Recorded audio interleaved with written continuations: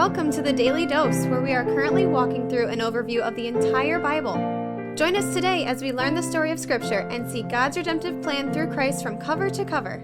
Let's listen to Matt Reisetter, Director of Christian Crusaders and the Cedar Falls Bible Conference. Today we're going to be in John chapter 6, verses 16 through 21. This is John's account of Jesus walking on water, and before I use it to chip away at professing Christians who think there are contradictions in the Bible, let me take a second to thank the Family Leader for being our Daily Dose Devotion sponsor in 2023. You can learn more about the Family Leader in the announcements at the end of this devotion, and as always, thank you to the Family Leader for their support. So this is the third account of Jesus walking on water. The first one is in Matthew 14, 22 through 33. We did a devotion on that text in episode 520. The second one is in Mark chapter 6, verses 45 through 52. We did a devotion on that one in episode 609. And here we are in John 6, 16 through 21. In the book of Luke, Luke doesn't include anything in his gospel about Jesus walking on water, so we're just dealing with three accounts here. And these accounts have been the subject of much conversation regarding the reliability, the inerrancy of Scripture. Are there contradictions? Are there inconsistencies? How do we make this all work? Well, in reading and studying about this today, I came across a blog. It's called The Amateur Exegete, and this guy is definitely an amateur. Here is the conclusion of his analysis of the Matthew, Mark, and John accounts of Jesus walking on water. He says, "It is clear that these are not stories intended to be read as complementary to one another. They can't be. But what it does teach us is that the gospel writers were not giving us literal history. Rather, they were painting their own portraits of Jesus. If the details of their version contradicted previous versions, who cared? They were intended to address the community of which they were a part, not anyone else's. And that should only bother the inerrantists." So this guy, the amateur exegete, says that there are contradictions between the accounts. They're irreconcilable contradictions, and that shouldn't bother us. This inspired me in today's devotion to take the opportunity to tell you and our audience that I believe, and many credible scholars believe, that while there are differences between the accounts, and there always are across the Gospels, none of these differences are inconsistent or contradictory. For example, Matthew's account is the only account that refers to Peter also stepping out and walking on water briefly before he loses faith and Jesus has to reach down and rescue him. That's not included in Mark or John. One of the accounts says they headed out toward Bethsaida. John says they headed to Capernaum. And while those two towns are generally in the same direction from where they started, which was near the site where Jesus fed the 5,000, they aren't in exactly the same direction. So at first glance, this could look like a contradiction. And there are a few explanations for why it's not. The most convincing to me is that there was a storm on the sea, and they could have headed out toward Bethsaida but got wind blown to Capernaum. Another allegation against this text by people who don't believe that Scripture is inerrant is the fact that John's account is so much shorter than Matthew's and Mark's. I mean, this is a pretty big deal. Jesus walked on water. Wouldn't John give something like this more attention than he does? Well, let me read a verse from John 21, verse 25, that helps give some clarity to this question. John writes, "Now there are also many other things that Jesus did. Were every one of them to be written, I suppose that the world itself could not contain the books that would be written." What John is saying is there's tons of stuff that Jesus did that didn't get written down. In fact, he's saying there's tons of stuff Jesus did that